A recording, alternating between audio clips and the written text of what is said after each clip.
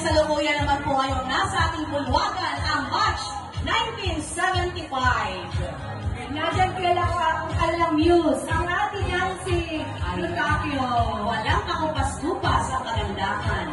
Sila po ay nagsaselebrate din na Cherry Blossom of Japan. Namumula.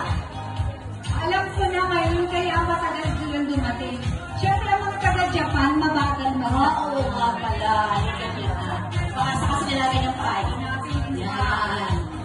Para maikot ng payo. At saka nadyan din si Mrs. C.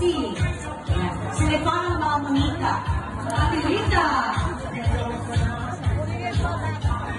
Sila talagang pa ang mga munika kung titingnan. Gaganda at pogi.